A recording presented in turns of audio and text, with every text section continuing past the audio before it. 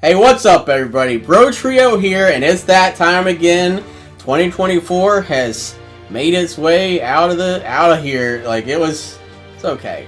It was an okay game, year for gaming. Yeah, a lot came out, but not like a whole lot of some big stuff, huge things, and some big bads like Suicide Squad killed the Justice League, Foam Stars, Anthem. Concord. Same thing. 10 times worse than Anthem. I think Anthem lasted a lot longer. Well, yeah. Not to mention the numerous upsetting layoffs, acquisitions, closures, and all of that, which is upsetting. And I hate that that's how the industry is now. But we're going to focus on the positives. We're going to talk about the 10 best games of the year, according to the Bro Trio. Now, to refresh everybody, the way we make our list, we each make a list of 15, and then we take the average of those 15, and that makes our top 10. Our number one gets 15 points. Our favorite game gets 15 points. Our least favorite game that we list gets 1 point. That's whatever has the most points is then ranked into the list. It's hard to make a 15 game list when you've only played 6 games from this year. Because sadly, I barely played anything. Luckily, Aaron is carrying us with his indies. Yeah, I played a lot of indies this year. And so keep that in mind as we go through this list. While some may be low, some may be high, that's the way the Bro Trio does it. And we are standing by it. So we're going to kick things off with our number 10. Starting with number 10, we're going with Dragon Ball Sparking Zero. We love Dragon Ball in the Bro Trio house.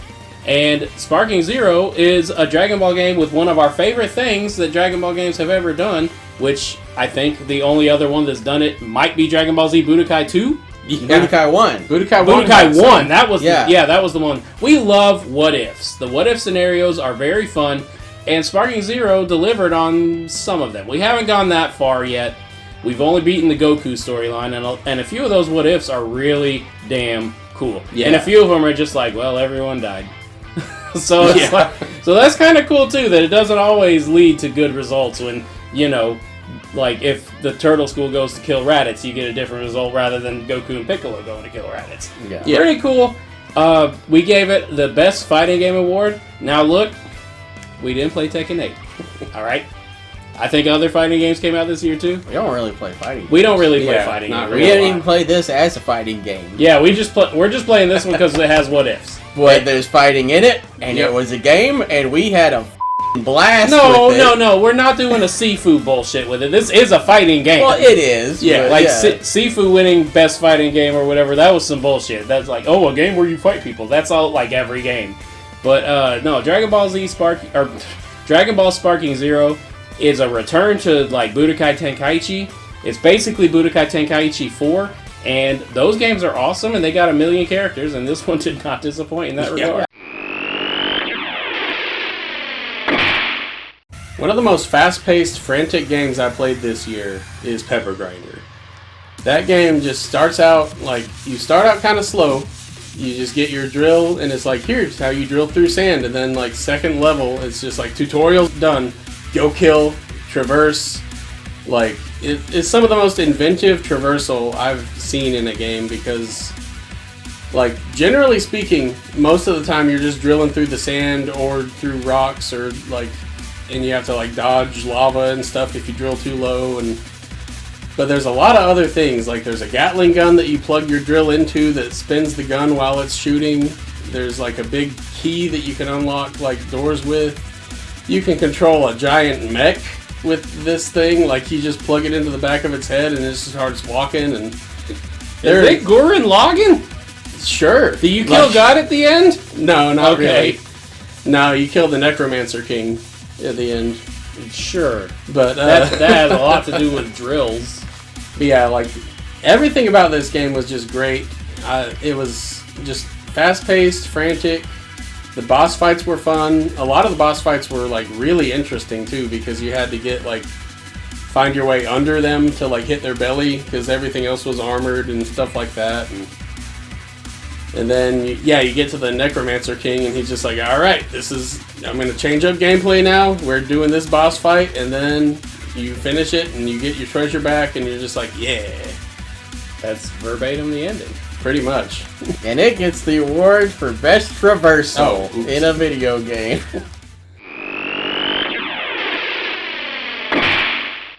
Now, in terms of overall quality, this might be one of the top games I played of the whole year. But there is held back by a couple of things like me and Daniel didn't play it. They didn't play it. Didn't give it a lot of points. And it was the battle system's kind of weird. But I'm talking about Unicorn Overlord. One of the most we're giving this the best strategy game because it is definitely a strategy game. There is so in depth of planning your battle units and stuff, and you choose who's in it. You choose what types of attacks they like to do.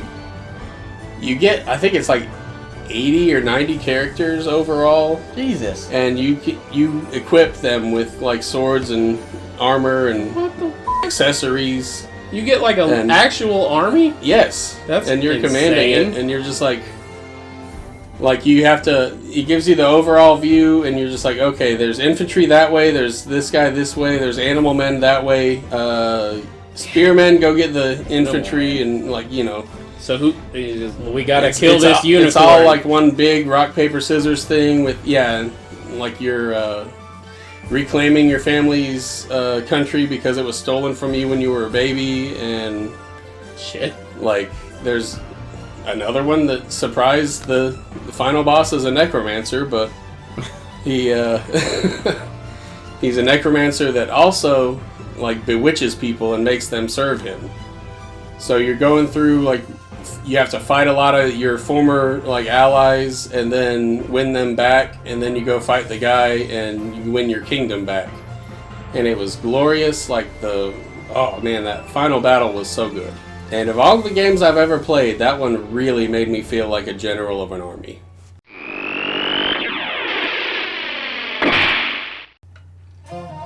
We did it, guys. We did it.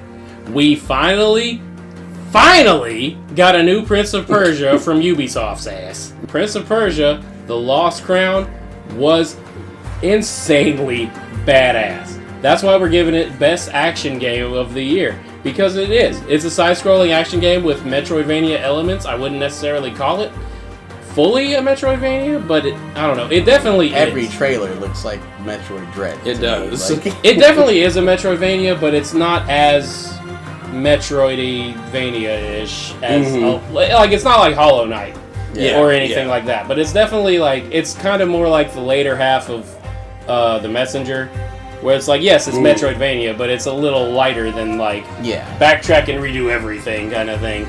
But that's if you want 100% it, I think. But anyway, this game was awesome.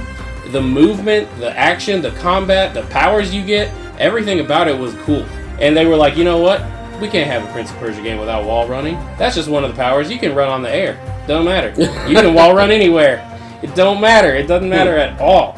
And went back to the side-scrolling roots of Prince of Persia, and you get a lot of superpowers, and it's awesome. You get these finishing moves where you just dash, slash in the air, and it makes an X and shoots into all the enemies, or a big old arrow, or I think some just recover your health if that's all you want. But it's got a very fast-paced and frenetic combat system, and it's insanely satisfying. There's finishing moves. There's super moves. You're moving real fast. You gotta this guy's shooting lasers out of his spear or whatever. Jump over that, wall run, hit him in the back, wall run back over him, hit him in the front. It's awesome. Prince of Persia: The Lost Crown. If you want a good time with a great combat system and a really fun exploration with really cool powers and plot twist, you don't get a double jump until one of the last power-ups. That's weird, but it came in a lot of handy when I did have it finally. Prince of Persia: The Lost Crown is awesome. You get all the different, you get outfits from Warrior Within and stuff like that too. It's great. This is a great game, and go, like, if you haven't played it and you like Prince of Persia, or if you just like side-scrolling action, get it. It's awesome. Well, this truly speaks to the quality of games that came out in 2024, because we're in the top 5. No, we're not. Yeah, we are. Oh, shit. I think this is claws down one of the hardest games I've played in a very long while. Another Crab's Treasure was, as cheesy as it sounds, it was just a treasure all the way through. I had such a blast with it. Like, it's so colorful and cheery, but the story is like dark and weird and what? Like, there's a lot of depressing stuff happening. What? And it's definitely a Souls-like. There's a lot of like stuff, and there's like the Elder Gods type of talk, which, you know, it's us because we made the trash. Kind of like Splatoon type of thing, where they like worship our civilization. But yeah, just everything about it was just so well thought out, and we're giving it the best combat award because the combat in this game is so good. Like, it's your typical Souls-like stuff. You got the dodge roll, you got a shield, and a shield. You've got an attack. Well, that's your shield. Oh, and you just have to figure these bosses out slowly but surely until you finally get lucky and beat them. Yeah, dildo and crab. Then yeah, no, it's an eel. It was an eel. Dildo eel. An electric eel plugs a vibrator in and uses it as a weapon. Like, what other game has a vibrator eel? Some of the most inventive uses of trash that you could imagine. Like, they went all out. Like, it was even just some of the, like, clothing and stuff. Like, there was one crab that was wearing, like, a silica packet that they made into, like, a dress. And there was one crab that had an orange peel, like, styled down like it was hair. This is a sad game. Like, they were just... Everything was so well put together, though. Like, it barely... Like, I might have had it... I had it crash on me once, but I think I just had too much going on at one time. Because it was in, like, a really extensive fight scene, and I was doing a lot of, like, item use and stuff, and it crashed. But that was the only slowdown I had. Like, and it worked... I can't imagine how well it works on PlayStation, because I played it on Switch. But just everything was so smooth, and I liked the main character. I did not expect it to be like fully voiced in a lot of the cutscenes, and that is weird. It just, everything about it screams like AAA quality, and I cannot believe that it was done by such a small team. It really speaks to the quality of games in 2024 that we're just now making it into the top 5, and this is like the first game on the list I've played.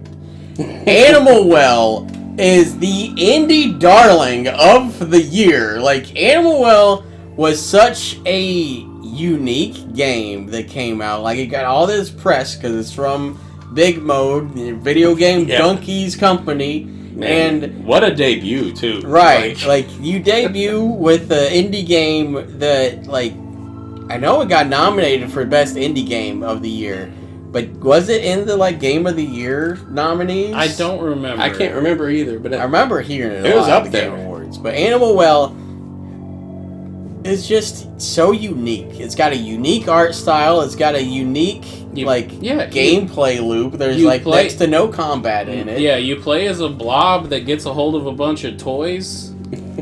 And that's the Metroidvania aspect. It's like you get a yo-yo and a frisbee and bubbles and like, so it's awesome. We gave Animal Well our award for it's the Curiosity Award. Like, this game made me so curious as to what happens. Like, what's around this corner? What's around that corner? Outside of the game, like, if you have played Animal Well, like, you are barely scratching the surface if you just played it and beat it. Because I looked up a lot of it, and it was, like, so much random stuff happens. Like, the community came together to solve some weird puzzle with a rabbit and stuff like this. And it was so, like, no one would ever think of this. There's a groundhog that comes out and stares at you unless your clock is on Groundhog's Day, and then it'll give you, like, an item and stuff like that.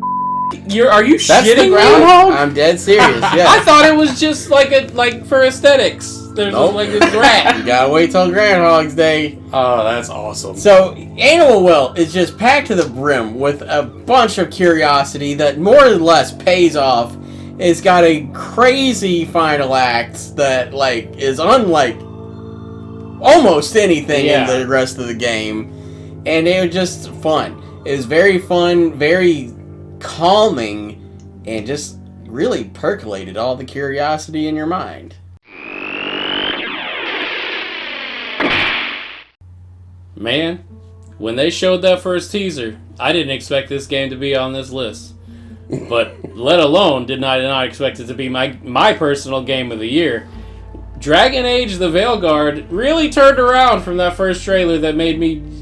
I thought it was a spin-off like MOBA. That was the vibe I was getting from that trailer. Yeah, it did not look like the next Dragon Age. Yeah, like, and they changed the name, and I don't like it. The Veilguard's a better fit for the name of the game, but Dragon Age Dreadwolf is a much more badass name. Yeah. But Dragon Age the Veilguard, like I said, it's my personal game of the year. It's awesome as shit. It's fun. The combat system is really, really phenomenal. Like, a lot of people are upset because it's less RPG-ish. I am a little bit too. And it's basically an action game now, but it's a very fun action RPG. Yeah, it is. is. That is that's one of my favorite genres. And, that's fine with me. I didn't like Origins because of the combat system. And I know a lot of people are going to be mad about that, but, like, I didn't really play Origins. I played it a little bit, didn't care for it.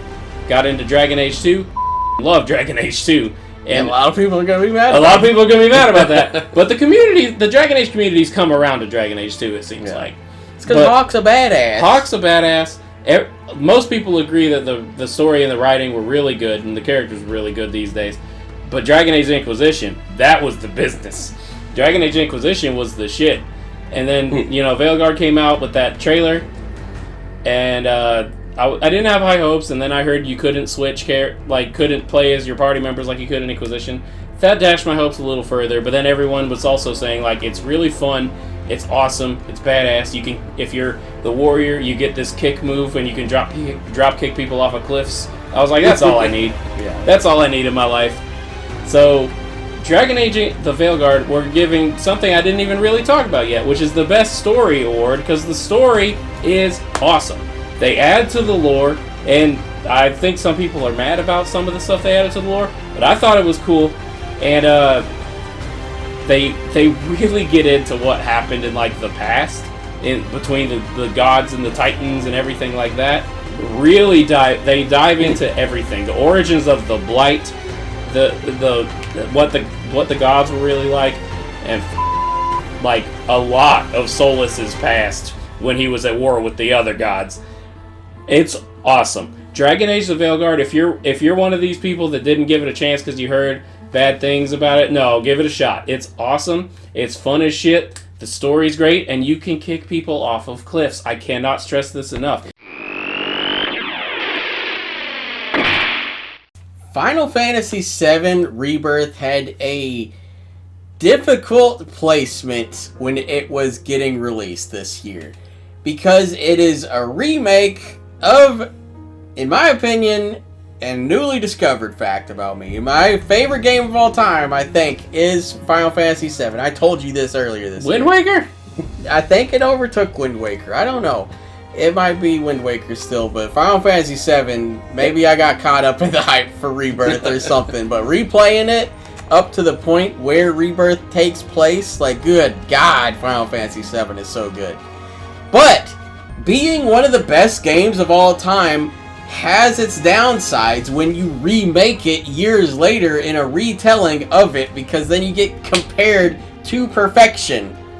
And Final Fantasy VII Rebirth, in my opinion, is the weakest part of the original game, but remade, and it shows. It does show. Yeah, it's great. It's phenomenal. Like, it's number 3 for a reason. Look, damn it. If you watched our powwow, and didn't take in the context that we put in ahead of time, that was like, now granted, we're about to bitch a lot, but we love this game. Yeah. My real only problems with it are the open world's bad.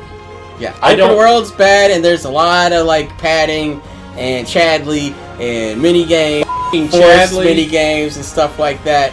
But it's so easy to talk about the negatives, but we can't really talk about the positives as much. Yeah, because that is a feeling, like that is an experience. The positives outweigh it by a lot. Good God, the combat, the combat is so good. It is up there. Like another Crab's Treasure took best combat, but. Oh boy, Final Fantasy VII Rebirth's combat really took everything from the first remake and kind of dialed it up a little bit. Yeah. And just sprinkled some Chrono Trigger on it too, with a bunch of dual techs. And the one that Aerith puts on the dual tech with Aerith and Barrett where she puts on the sunglasses, just cracks me up. That's just so funny. Because dual tech with Barrett, she's got to be badass like Barrett with the sunglasses. And that's another thing I don't think we touched on in the powwow much, that I remember at least. The game is funny as hell. Yeah. They embraced fully the weirdness of Final Fantasy VII. Overall, just a phenomenal game. It does have its downsides, but good God, Final Fantasy VII Rebirth is massive. It's a hell of a lot of game. And it's so good. It was one of the best, I think it was 2 months of this year for me.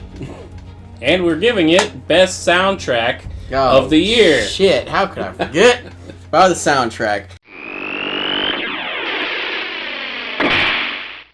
One thing that many games try to do, but very few succeed in doing, is giving the player the ability to pretty much do whatever they want in the world. Legend of Zelda Echoes of Wisdom pulled that off in spades. You would think a 2D style Zelda would not have as much freedom as it does, but when they give you so many things to bring into that world to solve puzzles however you feel like, it's awesome. And even if you use 90% beds, I did. Yeah. Beds solve everything. Beds are very good. Beds and water cubes. Good God. The water cubes revolutionized everything. But you need to climb up a tree, you could stack some beds and water. You could ride a spider up there. There's all kinds of stuff you can do. You can pretty much solve most puzzles in 10 different ways minimum. And all of it's fun because you're just I wonder if this will work. Haha, it did work. And it's got that Zelda feeling throughout. And it's not always even puzzles. Sometimes it's just I wonder if I can get over there. And then you do it and you're just yes, I can get over there. Yeah, just make enough beds. You can get over there. And then you can also sleep on the beds and recover health. Yeah. Beds are the best construct in that game. And I barely used beds. So liar. Clearly, you can do anything in infinite ways. That's why we're giving Legend of Zelda Echoes of Wisdom our award for the most inventive game. Because you don't directly fight either, except you can transform into a Link. You can do the Link thing, but in limited quantities. It's a half-assed Pikmin. I barely awesome. did it. Honestly, because I kept. No, I didn't like it. I kept forgetting about it, and me too. And I was like, no, I'm playing as Zelda. I'm not playing as Link. And a lot of times it was more fun to just be I'm gonna put a moblin here and a snake over here and see what happens. Yeah. Or just the boomerang guy. That was one of my main guys. The boomerang guy, and then a shitload of bats. But it feels almost like Echoes of Wisdom has more freedom than Breath of the Wild in some aspects. It was wild how much 2D Zelda has freedom. That you just break the boundaries, crawl over the trees with a spider, crawl up the cliffs with a spider. The spider was the best thing. But the one thing that sets this apart, aside from all of that, is it's the only Zelda that you can have a Lionel as a companion. Because you can summon that thing, it kills everything, and it's great. I never even found it. This is probably one of the games that has caught me the most off guard in my entire life. If you had told me Final Fantasy VII Rebirth was out this year, last year, I would have just been like, yeah, that's Game of the Year. That's what I thought. Yeah, or a new Zelda. Or Same a new thing. Zelda. Yeah. Like, you know. But then, here comes Astrobot. And good God, did it fill a void in my heart that I have been missing since Mario Odyssey. Like, I have been missing a good 3D platformer. And this is a good This 3D is like platformer. top 3D platformers. Wow. Like, it is fantastic. It is fantastic. It's pure joy from start to finish. And especially if you have a long history of playing PlayStation games. But even if you don't, that doesn't matter as much. It's still phenomenal, and you're finding little cute guys that you don't understand. But if you have a history of PlayStation, you're finding these little cute guys that you do understand, and some that you have no clue. But if you do understand them, it's even better. Astrobot is a phenomenally designed game. Barely just lost the Best Soundtrack Award to Rebirth also. The soundtrack to Astrobot is one of the jiggity jammiest soundtracks I've had in a while. Like, it's so good just to listen to. Like, it puts you in a great mood. Like, think back to, like, Legend of Zelda The Wind Waker. You think of the Windfall Island theme, like, you cannot not have a smile on your face while you're listening to that song. That's a fact. Astrobot, that's like most of the songs on the soundtrack. But there's so many good songs in this, so many great callbacks, and all of that just like facilitates like how good of a game it is at its core. Because Astrobot, it doesn't need the PlayStation callbacks. It doesn't need the great soundtrack. It's a phenomenal game in its own right. And look, it's got me wanting a re-release or a remake or sequel to Monkey Trouble or whatever that Ape Escape. Ape Escape. Damn it. Monkey Trouble's a movie. Like, if Ape Escape is half as fun. The Ape Escape level was one of my favorites in that whole game. That was super fun. And if Ape Escape is like that, I need to play Ape Escape.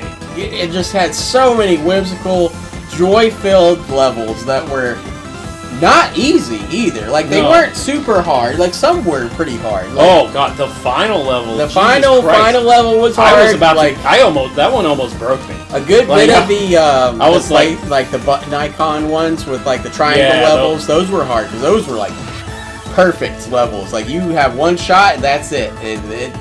No checkpoints. A lot of rinse repeats. The final level, no checkpoints, and it's all spikes and birds and electricity monsters or whatever it is. It was so much. And the glass that shatters under your feet and feels real nice on your hands with the PlayStation controller. A lot of great haptics. There were just so many great things about Astrobot. That's what I love about Astrobot games is they take full advantage of the PlayStation controller gimmicks in a way that I wish Nintendo would with their gimmicks. And honestly, talking about it doesn't really do it justice. Like, we can't really say anything about a 3D platformer with no story or nothing like that. It's just an experience you have to have. And it's a perfect length for a game.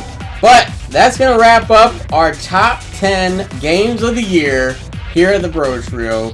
We gave Astrobot the Game of the Year award because it's number one, and it just took us all by surprise. Never would I have expected it, but I'm very happy it did so.